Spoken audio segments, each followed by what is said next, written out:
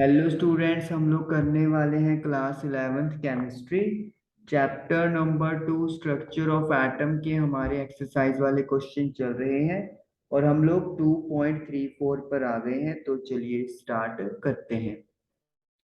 Question है हमारे पास, calculate the energy required for the process. Process लिखी हुई है, मैं इस प्रोसेस को दोबारा लिखता हूँ, रिएक्शन थोड़ा सा बेहतर रिप्रेजेंट करता हूँ मैं।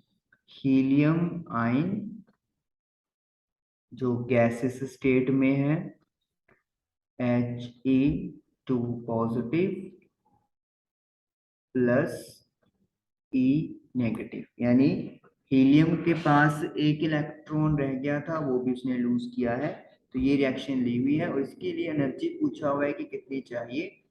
आयनाइजेशन एनर्जी हाइड्रोजन एटम के लिए ग्राउंड स्टेट पे हमें दी हुई है 2.18 multiply bye 10 the power -18 joule पर एटम। तो अब हम लोग को ये डाटा यूज करना है और ये सॉल्व करना है। सबसे पहले तो मैं यहाँ पे आपको लिख के बताता हूँ कि अगर हमारे पास हाइड्रोजन लाइक पार्टिकल्स होते हैं तो उनकी किसी ऑर्बिट या शेल में जो एनर्जी है उसकी वैल्यू क्या होती है, -2.18 multiply bye 10 the power -18 divided by n square multiply by z square joule पर एटम। ये हमारे पास किसी भी ऑर्बिट में एनर्जी कैलकुलेट करने का फॉर्मूला है। ऐसे पार्टिकल्स जो हाइड्रोजन जैसे हो, मतलब जिनके पास एक इलेक्ट्रॉन रह गया हो, उनकी बात हो रही है। अब अगर ये हम लोग हाइड्रोजन होता तो क्या फॉर्मूला बनता, four hydrogen energy is equal to, यहाँ पे एनर्जी लिखेंगे हम लोग, ये एनर्जी का फॉर्मूला है 2.18 multiply bye 10 the power -18 negative. क्योंकि हमें पता है हाइड्रोजन के पास जो ऑर्बिट है अभी ग्राउंड स्टेट के लिए 1 होगा और किसी और ऑर्बिट के लिए हमने उसको n लेट कर लिया। z की वैल्यू 1 होगी क्योंकि एटॉमिक नंबर होता है z, और हाइड्रोजन के लिए एटॉमिक नंबर क्या है, z है। z 1 है, एक प्रोटॉन होता है तो z इज इक्वल टू 1। अब हमें यही उन्होंने दिया हुआ है कि आयनाइजेशन एनर्जी हाइड्रोजन एटम के लिए। आयनाइजेशन एनर्जी का मतलब क्या है कि अभी आपका जो इलेक्ट्रॉन है वो फर्स्ट ऑर्बिट में है और आप उसे इनफाइनाइट ऑर्बिट में लेके जाना चाहते हो। ग्राउंड स्टेट का मतलब क्या है कि अभी वो फर्स्ट शेल में है, क्योंकि हाइड्रोजन के लिए तो ग्राउंड स्टेट फर्स्ट ही जाएगा। तो फर्स्ट शेल में जो एनर्जी है वो कैसे कैलकुलेट होगी, -2.18 multiply bye 10 the power -18 joule पर एटम। ये वैसे भी अपने को डायरेक्टली गिवन ही है और फॉर्मूला में पुट करके भी यही आ रहा है। तो इनफाइनाइट पे आप लेके जाना चाहते हो कि आयनाइजेशन का मतलब यही होता है कि आप इलेक्ट्रॉन को इतना दूर कर दोगे कि वो न्यूक्लियस के कांटेक्ट में नहीं आएगा। तो वो तभी पॉसिबल है अगर n की वैल्यू इनफाइनाइट होगी, मतलब वो वापस अपने शेल में नहीं जा सकेगा। समथिंग अपॉन इनफाइनाइट ही जीरो होता है, तो ये तो इनफाइनाइट का स्क्वायर आ गया। तो वी विल राइट 0 जूल पर एटम। तो अब जो चेंज इन एनर्जी है that is called ionisation energy. तो ये है हमारे पास होता फाइनल माइनस इनिशियल, और फाइनल में 0 है और फर्स्ट शेल में माइनस का 2.18 इंटू 10 दी पावर -18। तो ये माइनस माइनस प्लस हो गया, तो 2.18 multiply bye 10 the power -18 joule पर एटम। डायरेक्टली भी गिवन है और हमने कैलकुलेट करके भी बता दी कि ग्राउंड स्टेट से अगर आयनाइजेशन करवाना है हाइड्रोजन के लिए तो हमें इतनी एनर्जी चाहिए। अब हमें फाइंड करना है हीलियम के लिए और फॉर्मूला आप लोगों के सामने लिखा हुआ है। तो हमने करना क्या है, सिंपली इसी वैल्यू को यूज कर लेना है जो हमें गिवन है। तो मेरे पास ये फॉर्मूला दिया हुआ है। तो अभी हीलियम जो है उसका ऑर्बिट फर्स्ट है, तो मैं हीलियम के लिए बात कर रहा हूँ। यहाँ पे आप लिखेंगे फॉर हीलियम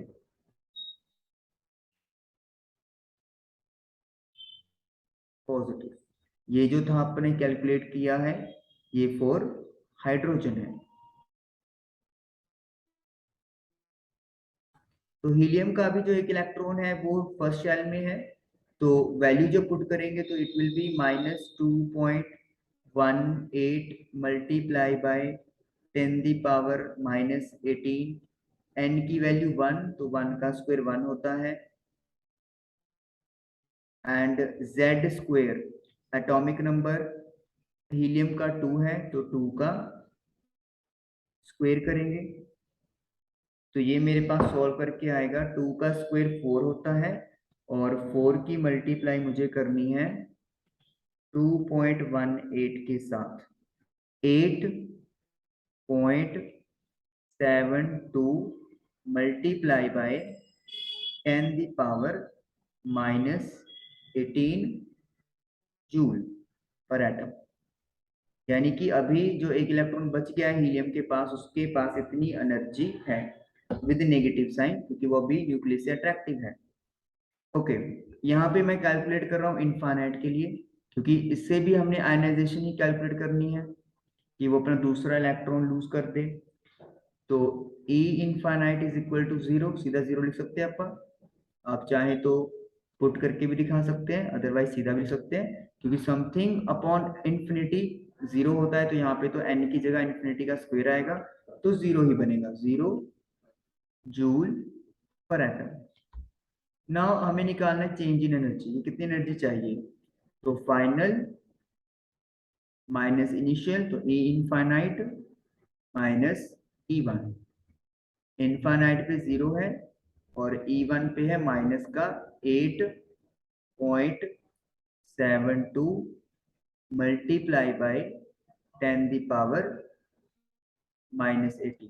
तो माइनस माइनस प्लस हो गया, तो 8.72 मल्टीप्लाई बाय 10⁻⁻18 जूल पर एटम। तो ये एनर्जी चाहिए कि हीलियम का जो एक इलेक्ट्रॉन है वो भी बाहर चला जाए। एक इलेक्ट्रॉन ऑलरेडी लूज हो गया है, और ये क्यों है, क्योंकि ये हाइड्रोजन लाइक पार्टिकल को रिप्रेजेंट कर रहा है। हाइड्रोजन लाइक पार्टिकल मतलब जब एक शेल में एक इलेक्ट्रॉन होगा, मतलब फर्स्ट शेल में एक ही इलेक्ट्रॉन रह जाए। चलिए अब बात करते हैं नेक्स्ट क्वेश्चन की 2.35।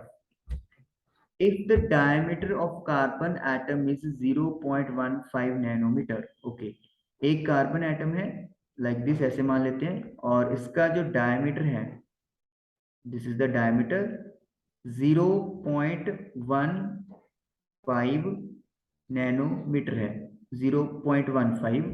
Calculate the number of carbon atoms which can be place, कितने कार्बन एटम्स प्लेस किए जा सकते हैं side by side. Side by side मतलब हो गया लाइक दिस, एक ये हो गया, साइज सबका सेम होगा, ठीक है ना। ये तो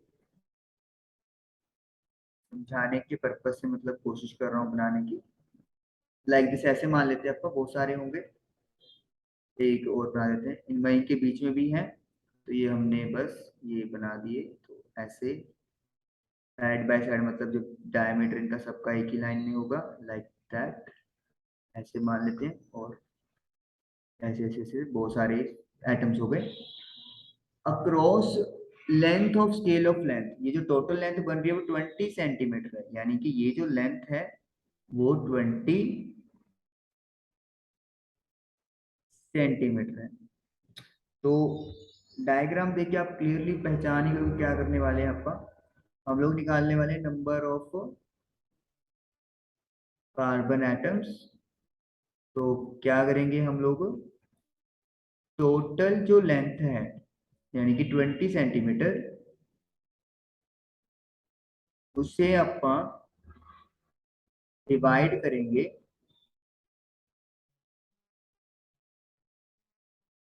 डायमीटर ऑफ वन एटम। एक एटम के डायमीटर से डिवाइड करेंगे तो मेरे पास नंबर ऑफ कार्बन एटम्स आ जाएंगे। तो टोटल लेंथ है 20 सेंटीमीटर और जो नीचे वाली क्वांटिटी है वो है नैनोमीटर। This is nanometre. तो हमें सेंटीमीटर को या तो नैनोमीटर में बदल देना है या फिर नैनोमीटर को सेंटीमीटर में बदल लो, या फिर दोनों को एक ऐसी यूनिट में बदल लो जिसका आपको रिलेशन पता हो इजीली। जैसे कि हमें मीटर में कन्वर्जन आसानी से पता होती है तो वो कर लेते हैं। अगर सेंटीमीटर को मीटर में बदलना है तो 10 दी पावर -2 से मल्टीप्लाई करना पड़ता है, माइनस का 2 है। और अगर नैनोमीटर को बदलना है तो 10 दी पावर माइनस का 9 करना पड़ेगा। अब ये पॉइंट हटेंगे तो 2 जीरोस ऊपर और लग जाएंगे, डिवाइडेड बाय 15। 10 दी पावर ऊपर बेटा माइनस का 2 है और ये माइनस का 9 जब ऊपर भेजोगे तो प्लस हो जाएगा, तो ये बन जाएगा 10 दी पावर 7।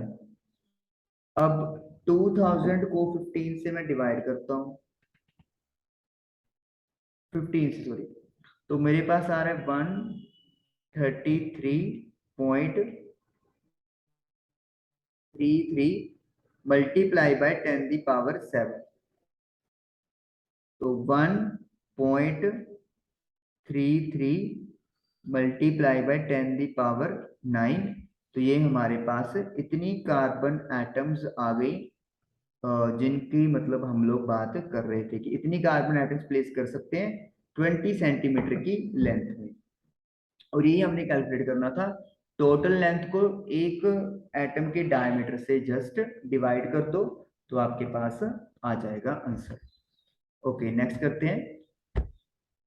तो 2.36, 2 मल्टीप्लाई बाय 10 नहीं 108 नहीं है यहाँ पे, ये है 10 the power 8। Atoms of carbon are arrange by side. तो पिछले क्वेश्चन की तरह ही है, लेकिन अभी उन्होंने हमें बता दिया कि कितनी कार्बन एटम्स हमने रखी हैं, तो मैं वही यहाँ पर बना रहा हूँ। तो ये सपोज करो जो सर्कल है ये सारे कार्बन एटम्स को रिप्रेजेंट कर रहे हैं और ये लास्ट वन वाला लगा लो। तो ये जो सारे नंबरिंग है एन आपको जो दे रखी है, total number of carbon atoms is 2 multiply by 10 the power 8। Calculate the radius of carbon atom, radius calculate करना है if length of this arrangement is 2.4 centimetre. Okay तो लेंथ है पहले भी दी हुई थी प्रीवियस क्वेश्चन में और अभी भी दी हुई है 2.4 सेंटीमीटर। एन का फॉर्मूला हमने क्या लिखा है, एन का हमने फॉर्मूला लिखा है total length divided by diameter of one atom. अब n की गिनती आपको दी हुई है 2 multiply by 10 the power 8। Total length है 2.4 सेंटीमीटर। जैसे आपको बताया कि एक प्रॉपर यूनिट में कन्वर्ट कर लेते हैं तो मल्टीप्लाई बाय 10 दी पावर -2 कर देंगे ताकि ये मीटर में आ जाए, और डायमीटर को डिलीट कर लेते हैं एक एटम के। तो क्रॉस मल्टीप्लाई करके पहले हमारे पास डायमीटर आ जाएगा, मीटर में करेंगे मीटर में निकलेगा ये हमारा 2 multiply by 10 the power 8 divide में चला गया। जब आप 2.4 को 2 से डिवाइड करेंगे तो 1.2 और 10 दी पावर ऊपर माइनस का 2 है, 8 प्लस का है जो ऊपर जाके माइनस हो जाएगा तो माइनस का 10। तो ये हमारे पास डायमीटर कैलकुलेट होकर आ गया, दैट इज 2.3। ओके ठीक है। तो अब अपने रेडियस निकालना है, तो radius is 1/2 multiply by D. Diameter का हाफ होता है रेडियस, तो डायमीटर है 1.2 इंटू 10 -10 अपॉन 2। तो 1.2 को 2 से डिवाइड करेंगे तो 0.6 मल्टीप्लाई बाय 10 जब आप इसको 6 लिखेंगे तो ये जो पावर है एक कम हो जाएगी, तो माइनस का 11 मीटर। तो ये मेरे पास जो है वो आंसर आ जाएगा। तो कहने का मतलब ये है कि आपको बस ये देखना है कि टोटल लेंथ हमें कितना दिया हुआ है। तो जो भी टोटल लेंथ आप लोगों को दिया होगा, आप उसको डायमीटर से डिवाइड करते हैं तो टोटल नंबर ऑफ एटम्स आ जाती हैं। तो यहाँ पर मैंने टोटल लेंथ को टोटल नंबर ऑफ एटम से डिवाइड कर दिया क्रॉस करके, तो मेरे पास डायमीटर निकल कर आ जाएगा। और डायमीटर से रेडियस निकालना है तो अपॉन 2 कर देंगे। बुक के अंदर यहाँ पर 3 सेंटीमीटर है लिखा हुआ, तो 3 सेंटीमीटर कर दो। 2.4 था तो 2.4 कर दिया, मतलब what ever is the value, वो तो आपका फॉर्मूला सेम रहेगा। आपको तो कंसेप्ट समझ में आना चाहिए। अगर कंसेप्ट आपको क्लियर हो गया तो फिर आपके लिए कोई प्रॉब्लम नहीं है। नेक्स्ट क्वेश्चन देखिए, diameter of zinc atom is 2.6 Armstrong. Okay, तो अब डायमीटर दिया हुआ है हमें जिंक एटम का 2.6। ओके, तो मैं इधर लिखता हूँ diameter is equal to 2.6 Armstrong. अगर इसको मैं मीटर में बदलता हूँ तो फिर मैं क्या करूंगा, 2.6 मल्टीप्लाई बाय 10 माइनस का 10 मीटर, ये हो जाएगा। तो पहला कैलकुलेट करना है रेडियस, पीकोमीटर में करना है। तो रेडियस का बहुत आसान फॉर्मूला है, डायमीटर को 1/2 से मल्टीप्लाई कर दो, तो ये बनेगा मेरा 1/2 मल्टीप्लाई बाय 2.6 मल्टीप्लाई बाय 10 इसको कट कर देंगे तो ये बन जाएगा 1.3 मल्टीप्लाई बाय 10 का 10 मीटर। लेकिन उन्होंने हमें कहा है कि पिकोमीटर में आंसर चाहिए, तो पिकोमीटर में करने के लिए आपको करना क्या पड़ेगा, 10 से मल्टीप्लाई, क्योंकि पिकोमीटर में क्योंकि छोटी यूनिट है तो नंबरिंग बढ़ जाती है, तो इसलिए 10 से मल्टीप्लाई करेंगे। तो बेस सेम है, पावर ऐड हो जाएंगी। माइनस का 10 प्लस का 12 आपको 2 देगा, तो यहाँ पे एक जीरो नीचे 10 आ जाएगा, नीचे 100, जीरो से जीरो कट गया, तो 130 पिको मीटर। तो ये हमारे पास आंसर आ गया ए का। तो radius of zinc atom 130 picometre, ये हम लोगों का पहला पार्ट हो गया। सेकंड है number of atoms present in length of 1.6 centimetre if zincs atom are arrange side by side. वही अब आ गया जो अपने प्रीवियस क्वेश्चन किए हैं, दो। अब बहुत सारी जिंक एटम्स को प्लेस किया गया है साइड बाय साइड, जैसे कि मैं फिगर में बना रहा हूँ, जो अपने प्रीवियस क्वेश्चन में भी बनाई है इस तरीके से।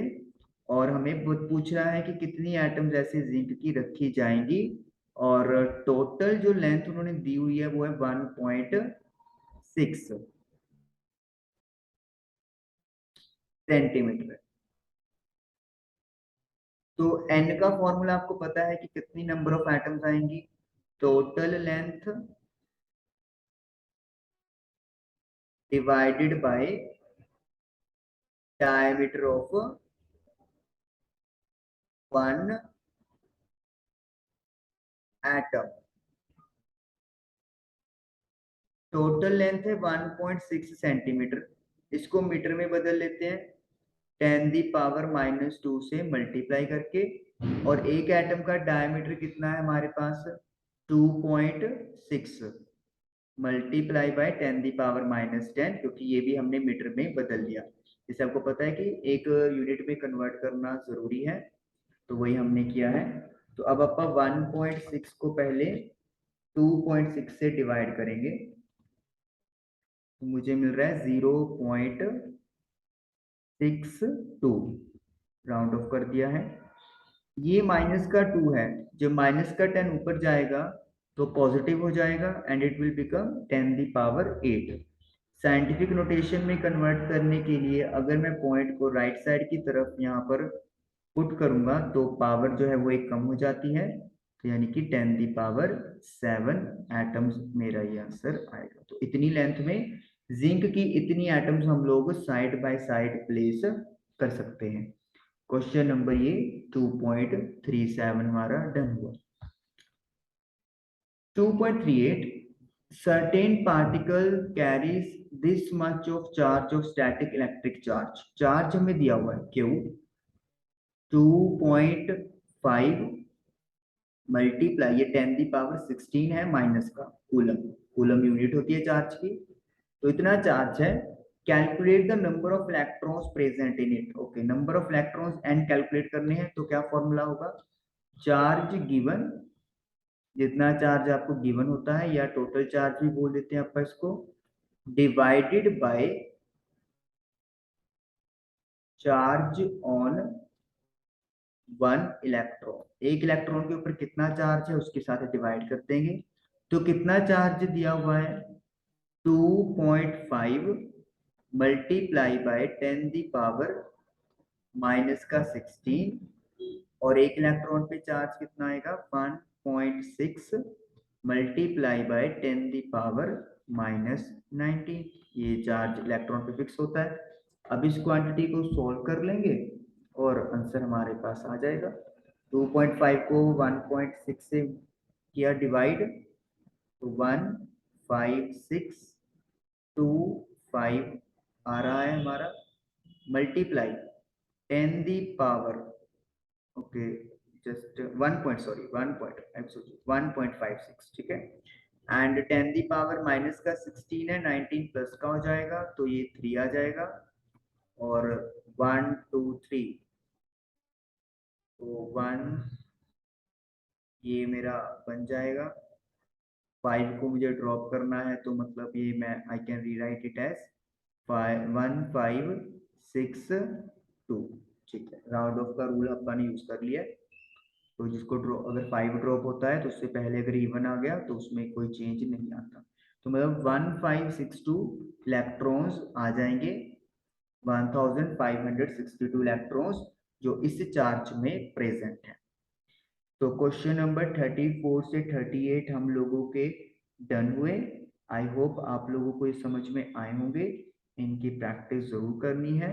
Thank you for watching the video.